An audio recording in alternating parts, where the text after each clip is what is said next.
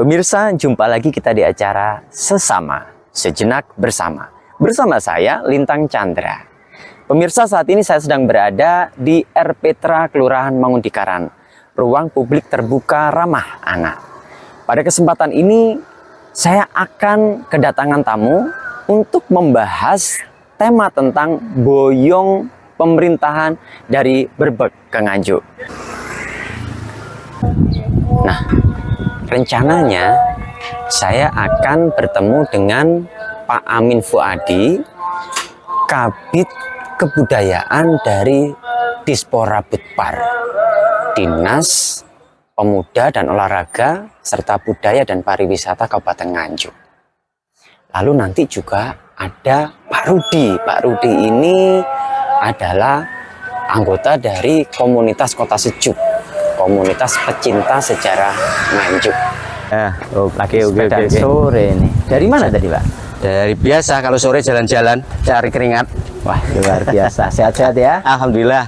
Ini gimana nih caranya? Ya, ini sore ini minta waktunya sebentar, Pak Amin, untuk kita akan ngobrol-ngobrol tentang acara boyongan dari Berbek ke Nganjuk yang baru saja kemarin ya. 6 Juni kemarin baru saja dilangsungkan. Di mana ngobrolnya? Kita ngobrol-ngobrol di dalam aja di R. Petra. Siap. Oke. Siap. Jadi kemarin ini acara boyongan kan seru banget itu, Pak. Ya, alhamdulillah. Pertama Padahal kali denger-denger itu tidak direncanakan. ya perencanaan dalam waktu yang relatif singkat sekali.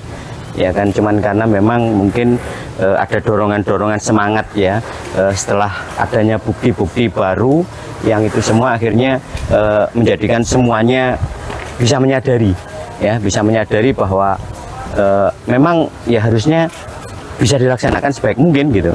Ini harapannya begitu. Oke, Pak Amin. Jadi dengan perencanaan yang sangat singkat, akhirnya acara boyongan itu berhasil dilakukan. Ya, jadi memang kembali lagi bahwa di Nganjuk ini kan ada beberapa komunitas pecinta sejarah.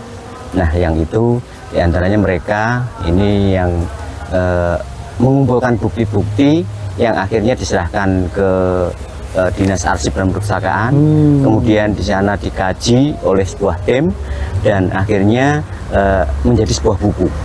Nah, sebuah buku. Kemudian setelah kajian dilaksanakan seminar, ya, kemudian diajukanlah telah astap untuk dibuatkan SK bahwa kejadian-kejadian bersejarah di Nganjuk itu penting untuk dibakukan dalam bentuk SK Bupati. Nah, alhamdulillah dari Arpus itu sudah bisa memperoleh SK kaitannya dengan hari-hari besar penting yang di Nganjuk. Di antaranya salah satunya adalah Hari Boyong yang pernah dilaksanakan ya pada saat itu Bupati ketiga Nganjuk ya, itu tahun 6 Juni 1880. Nah, atas masukan dari teman-teman komunitas itulah ya akhirnya Kepala Dinas Pora Budpar memberanikan diri untuk menyampaikan pada Bupati dan Bupati menyetujui. Nah, oleh karena itu Dinas diminta untuk menyusun rencana. Nah, rencananya dibuat sebaik mungkin karena ini baru pertama. Ya pernah dilaksanakan sebenarnya pada 50 tahun. Ya 50 tahun boyong itu pernah tahun 6 Juni 1930 itu pernah. Ya, dan itu dilaksanakan sangat meriah, sangat besar. Nah, untuk pemerintahan yang kategori modern itu kan belum pernah. Nah, kemarin saya kebetulan habis menghadiri raker ya di dengan BPK, jadi Balai Pelestarian Kebudayaan 11 Jawa Timur ya. Itu kabupaten kota itu justru sangat bingung dengan Pak Rudi. Wah, ya. Ini suhunya. Wah, sip. Ini suhunya sejarah. Nah, ini Pak Rudi ini juga salah satu penggagas dari Kota Sejuk ya. Kota Sejuk itu singkatan apa, Pak? Kota Sejuk itu komunitas pecinta sejarah dan ekologi Nganjuk. Ya, itu termasuk juga dengan teman-teman dari Babat Tanjuk Ladang. Nah, itu yang menggagas bisa terlaksananya kegiatan ini. Boyong. Betul.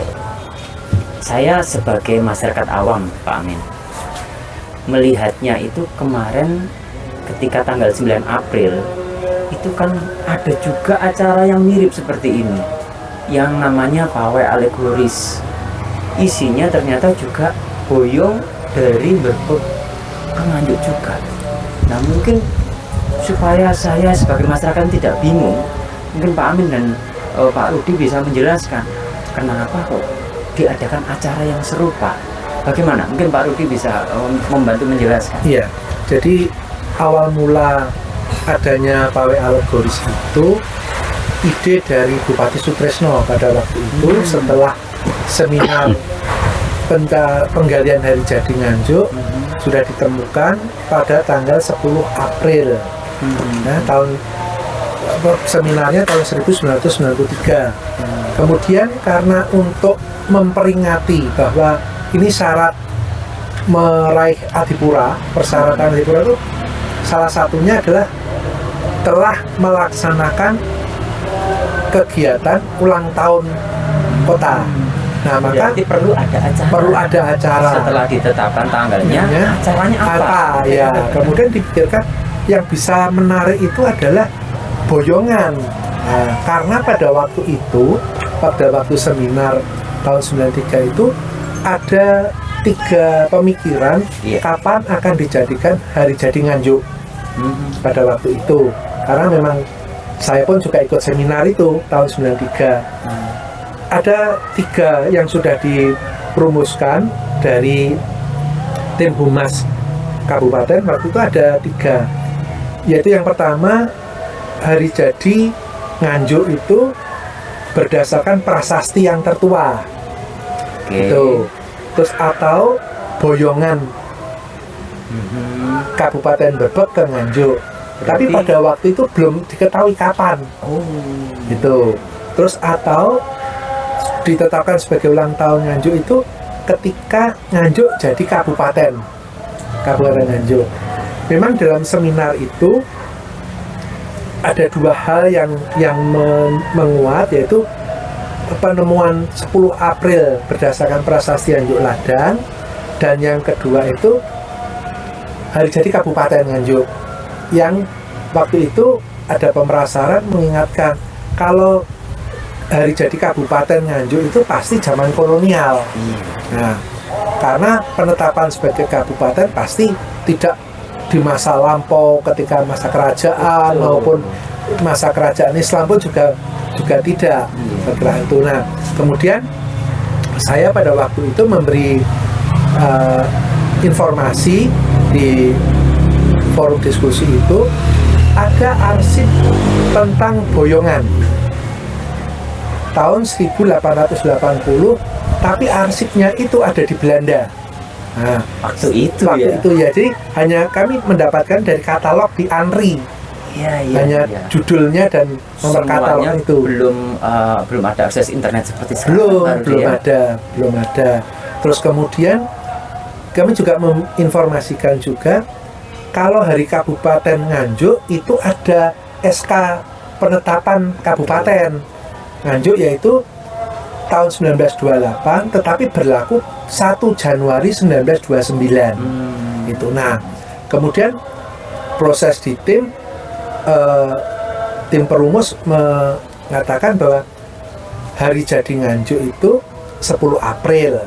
Nah, sudah disepakati 10 April, itu sudah semua sepakat bahwa itu yang kita jadikan tonggaknya ulang tahun Nganjuk. Ini berdasarkan prasasti yang Nganjuk Ladang tahun 937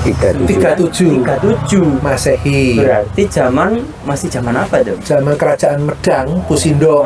Zaman Kerajaan Medang, rajanya Pusindo. Jadi sementara mulai pertama kali munculnya nama Nganjuk Ladang. Gitu.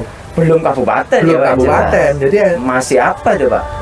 Berupa tanah kekatian. Jadi di prasasti itu disebutkan bahwa Pusindo memberikan tanda jasa kepada masyarakat di Kekatian Sri Jaya Merta di bawah pimpinan Pu Anjuk Ladang, itu diberi status Sima Swatantra. Artinya daerah yang bebas membayar pajak karena di tempat itu didirikan bangunan suci. yang dikenal dengan Candi Lor itu. Boyongan itu juga fakta sejarahnya kan memang ada arsip laporan Belanda yang menyebut tahun 1880 diadakan boyongan pemerintah, jadi pejabat Kabupaten Berbek ke Nganjuk. Kenapa Gitu. kok diboyong? Maksudnya apakah dipindah begitu pemerintahannya dari mana ke mana Ya. gitu Pak? Ya, jadi setelah kita membaca di arsip itu laporan Presiden Kediri itu bahwa tujuan Belanda adalah supaya Berbek tidak terkucil karena zamannya adalah zaman modernisasi, pembangunan jalur kereta api. Oh, Nah, karena ada pembangunan jalur kereta api Iya. saat itu. yang melalui Kertosono Nganjuk, Tidak melalui tidak melalui Berbek. Oh. Nah, pertimbangan Belanda karena wilayah Nganjuk atau Berbek pada saat itu adalah tempat yang strategis, maka Iya. tidak bisa jauh dari pusat perekonomian yang waktu itu sedang tumbuh. Ya, pada tahun 1878 itu Bupati Sumowiloyo Sedo digantikan oleh putranya yaitu Sosro Kusumo. Nah, beliau ini yang akhirnya melaksanakan boyongan itu tahun 1880. Iya. Ya. Nah, pelaksanaan boyongan ini adalah satu hal yang pada masa itu dianggap besar. Itu dianggap sebagai ulang tahunnya Nganjuk. Jadi Pada saat itu. data Belanda pun kalau ulang tahun Nganjuk ya 6 Juni itu iya yang dipakai. Jadi sebelum ada penemuan 10 April, Belanda dan juga pemerintah Kabupaten Berbek merayakan 6 Juni itu sebagai hari ulang tahun. Terima kasih dan pemirsa, demikianlah acara Sesama Sejenak Bersama dengan Pak Rudi dari komunitas pecinta sejarah Nganjuk dan dari Pak Amin selaku Kabid Kebudayaan dari Dinas Porabutpar. Dan kita akhiri acara Sesama pada kesempatan ini dengan yel semangat.